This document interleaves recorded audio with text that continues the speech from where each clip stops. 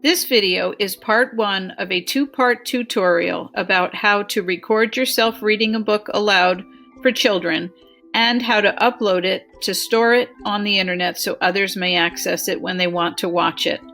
I am going to explain the technology tools involved and also give some tips about enhancing your techniques to make the read aloud engaging for children. Everyone loves to be read to no matter what their age. There's something about it that calms the soul and focuses attention on a special story. It's a way to escape for a few minutes and get our mind off of things that stress us. I'm recording this video in the middle of the COVID-19 pandemic. During this time, more than ever, we have the need to connect with others and have to think about novel ways of doing so. Simply taking about half an hour to read a book for others is both beneficial to them and to you. They get the enjoyment of experiencing the book, and you get the fulfillment of knowing that you are helping others. When children hear a book being read by someone they know, they connect both with the book and the person on a deeper level. By reading books aloud, relatives and close friends can make a profound impact on kids in two ways: by bringing joy through their enthusiasm, and by modeling that reading is important. Whether your separation from a child is because of being a long distance away from the child, because of an illness, or because of a contagious disease like COVID-19, one can simply read a book to bridge the gap. Hi, my name is Jill Plummer. I am a teacher in Northern Maine, and I want to help you so that you can record yourself reading a book aloud to children that are special to you. Here are some important things that you need to consider as you make your video.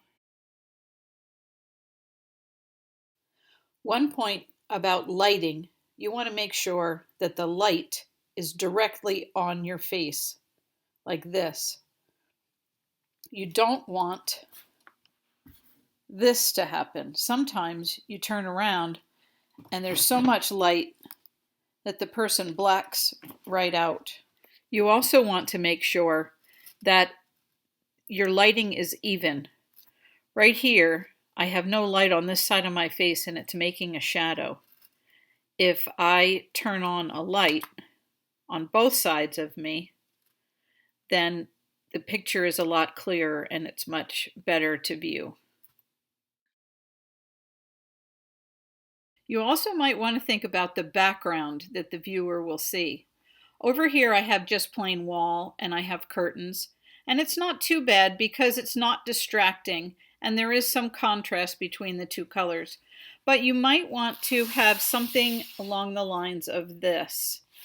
I've got some books and a bookshelf and some other things on top of it, and that will give it a little bit of interest, but it's not too distracting.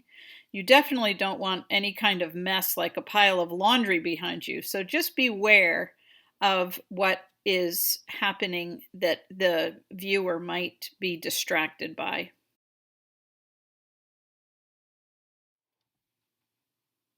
You also want to think about how you are positioned in relationship to the camera. Right now, I'm very far away from the camera, and if I read, you can see me, but it would be much better if I were up close. You could see me better, you could see my expressions better.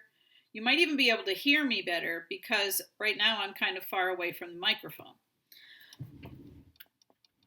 So try to remember to be relatively close to the camera. That way they will be able to see the pictures and they'll be able to hear your voice very clearly. Also, as far as positioning the camera goes, make sure that you are either centered or off to one side. It's called the rule of 3. You can look that up. But you don't want to have the camera angled so you appear to be just a head floating. And you also don't want to have the top of your head cut off. So try to make it so that the viewer will see your head and your shoulders, and then hold the book up so that they can see the book. Let's talk about a few techniques that will make the book you're reading a little bit more engaging for children. So the first thing is you want to practice the book several times before you actually record yourself. It will also help you with the rhyme and the rhythm of the book. And you also might want to think about the parts that you want to emphasize. You might want to get louder, or you might want to change voices of the characters, anything like that. And you also want to be very familiar with the flow of the book. The introduction of the book is very important. This helps the student relate to it. First, you want to greet the child. You might want to make it personal and tell the child hello, use their name, or you might just want to leave it anonymous so that you can send your recording to lots of different children. Then you want to read the title and the author and give a brief description of the book. No spoilers. And you want to do this because you want to hook them. You want to draw them in, make them really interested in what the book is going to be about. And the last part of the introduction is you want to give them a little job to do as you're reading. You want to have them pay attention to something important as far as their comprehension goes. So you give them a little task. You might say, think about how this character in the book solves her problem. As you read, pay attention to the speed of your reading. Sometimes if we speak too quickly, our words get all jumbled together. So it's important to be relatively on the slow side. You might feel like you're going slowly, but that will help in the end. A lot of times we get nervous on camera and we start to speak really fast, and it is very difficult to understand. So speak on the slow side as you record. You also want to make sure that you're pronouncing the words. Remember, you're modeling reading for the children, and you want it to be good. You want it to be of quality. And the last thing you need to pay attention to is your volume. If you are too quiet, that's going to be distracting for the children, and you also don't want to be too loud either. As you read, make sure that you're showing emotion. You want the child to feel what the characters are feeling in the book. You want the child to be excited about what's happening. So show your emotion. Get louder, get quieter. Show that you're sad. Show that you're happy.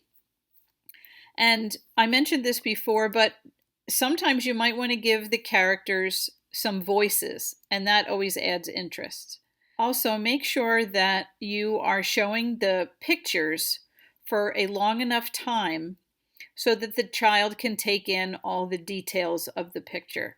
Some books are very detailed, and a child needs a little bit more time to process what's going on. And in a picture book, a lot of the comprehension comes from the pictures.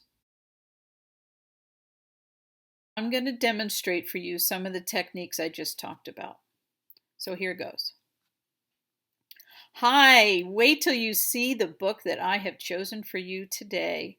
You're going to love it. Here it is. Mrs. McNosh hangs up her wash. And this book is written by Sarah Weeks, and the pictures were drawn by Nadine Bernard Westcott.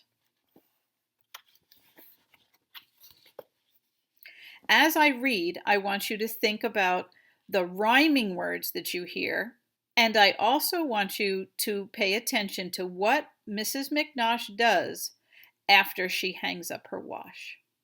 Here we go. Each Monday at dawn, Mrs. Nellie McNosh brings out a barrel and does a big wash.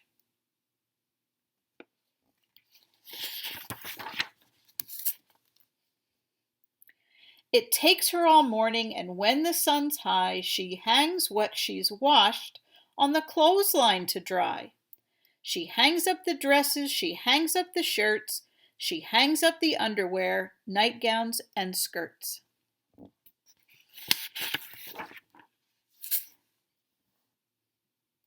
She hangs up the stockings, she hangs up the shoes, she wrings out the paper and hangs up the news. Is she crazy?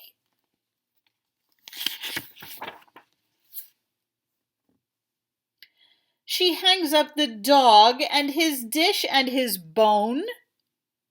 She gets a wrong number and hangs up the phone. Wait, hangs up the phone? Did she really hang it up or did she hang it up? I think she hung it up. She hangs up a hat and an old wedding gown and 2 sleepy bats, which she hangs upside down.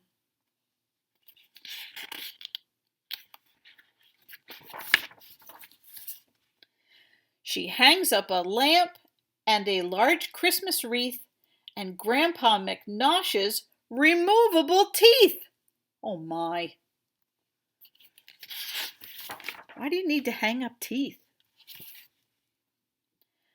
She hangs up a kite by the tip of its tail. The postman arrives and she hangs up the mail.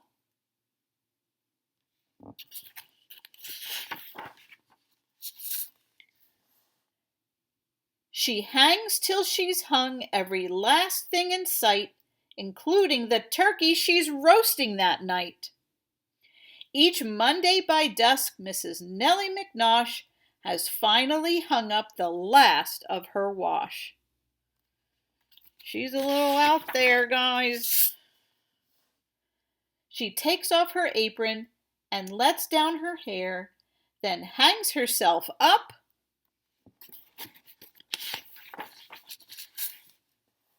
in a comfortable chair. Wasn't that an interesting book?